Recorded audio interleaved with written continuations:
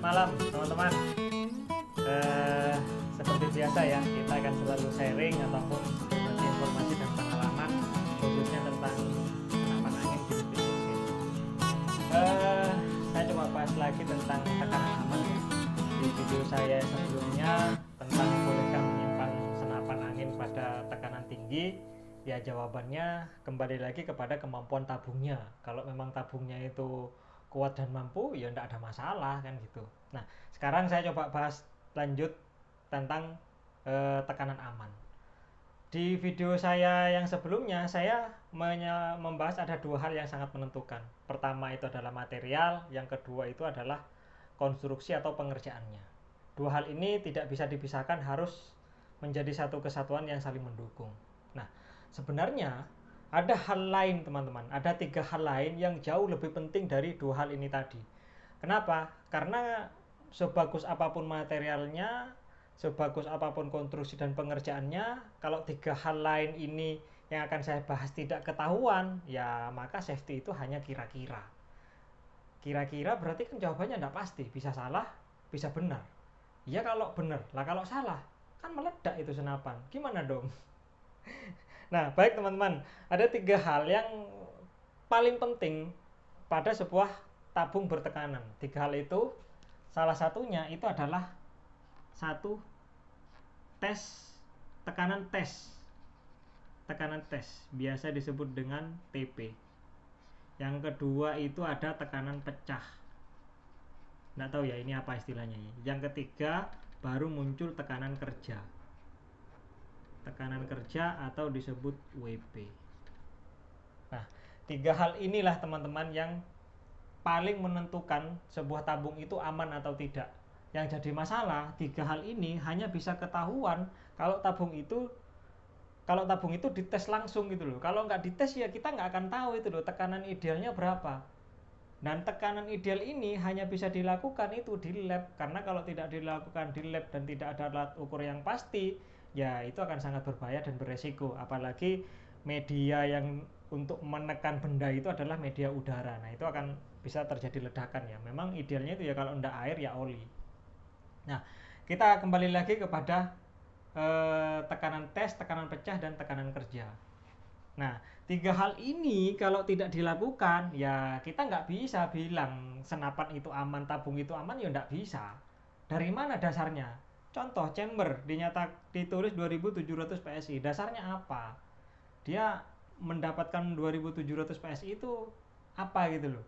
Nah, kalau saya ambil contoh ya, untuk tabung-tabung botol yang ada sertifikasinya GSM, terus ada TC, ada apa satu lagi itu DOT. Ini adalah apa ya, sertifikasi pada tabung botol yang ada di Indonesia, yang dijual di Indonesia itu dilakukan sertifikasi oleh TC, oleh DOT ataupun oleh GSM. Nah, dari informasi yang pernah saya tahu, yang artikel yang pernah saya baca, bahkan saya tanya langsung ke importirnya gitu ya. Di pabrik itu tabung botol itu dites pada tekanan 5000 PSI. Ini yang tabung biasa ya, bukan yang komposit. Dites tekanan antara 4500 sampai 5000 PSI. Nah, ketika dilakukan tes ini, tabung itu juga harus memenuhi syarat, teman-teman. Jadi tidak boleh melar, tidak boleh ada perubahan fisik dengan segala macamnya, sehingga benar-benar dipastikan bahwa tabung itu benar-benar mampu tanpa mengalami kerusakan apapun pada tekanan 5000 PSI. Kemudian ditekan lagi, dipaksa sampai pecah, ternyata dia pecahnya di angka 7500 PSI. Nah, dari angka ini kita kan sudah mulai kelihatan ya bahwa tabung itu memang benar-benar kuat. Kemudian oleh pihak pabrik atau oleh pihak sertifikasi diambillah tekanan amannya, yaitu diambil sekitar 60%, 3000 PSI. Makanya karena tabung itu benar-benar kuat 5000 PSI, itu benar-benar mampu dan baru pecah 7500, kemudian tekanan kerjanya hanya dipakai 3000, makanya enggak ada istilahnya tabung botol itu pecah terus dia retak, itu nggak ada ceritanya. Kenapa ya? Karena memang ini loh, tabung itu memang benar-benar kuat, beda dengan chamber-chamber atau senapan yang ada di pasaran gitu ya. Ditulisnya itu di 2700, maaf, ditulisnya itu di 2700 PSI.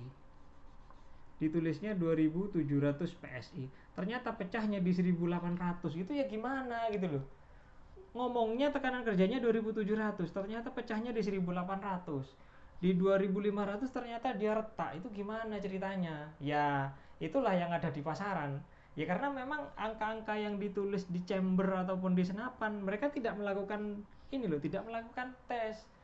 Ya tidak bisa juga kita menyalahkan mereka karena tes ini butuh peralatan khusus, butuh lab gitu loh. Jadi yang bilang amannya 3000, 4000, ya kalau ndak ada angka 2 angka ini ya ndak bisa.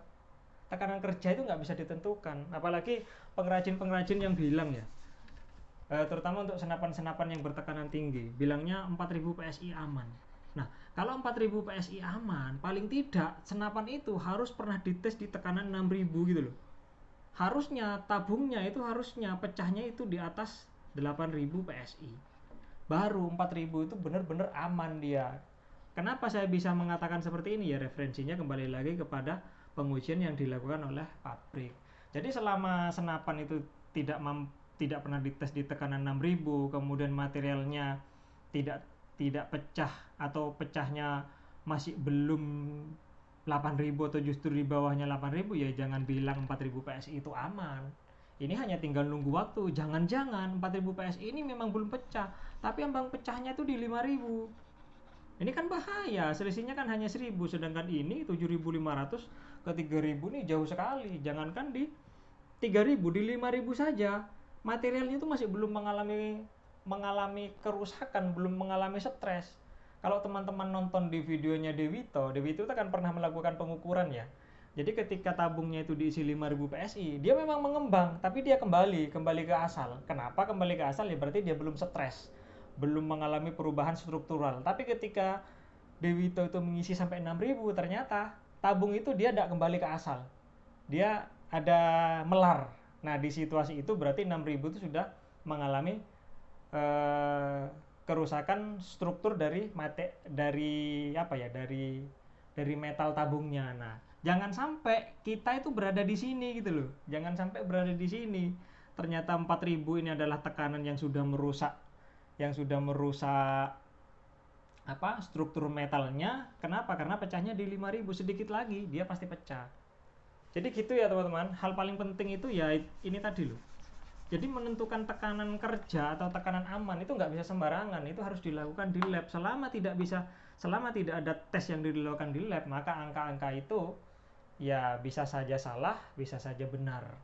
Saya pun juga seperti itu. Jadi saya menentukan senapan saya aman atau tidak, yaitu hanya kira-kira, tapi kira-kiranya juga enggak ngawur. Saya berdasarkan referensinya apa? Yaitu tadi, tabung botol itu menggunakan material 6061. Ya saya jiplak aja pakai material 6061 kan gitu. Ketebalan dindingnya itu sekitar 4,6. Ketebalan dindingnya 4,6, terus ketebalan pantatnya itu sekitar 7,6 kalau nggak salah ingat saya ya. Ya sudah, saya bikin aja. Saya cari chamber yang ketebalannya kira-kira mendekati ini, ataupun kalau misalnya tebalnya itu hanya 4 mili ya paling tidak ID-nya kecil gitu loh. Jadi seperti itu ya teman-teman. Selama tidak dilakukan tes pressure di lab, tidak dilakukan pengujian tekanan tes, kemudian tekanan pecah, maka tekanan kerja itu tidak bisa ketahuan secara pasti. Ya pastinya hanya kira-kira. Oke, mungkin gitu ya teman-teman. Mudah-mudahan ini bisa sedikit jadi gambaran referensi. Mudah-mudahan bermanfaat.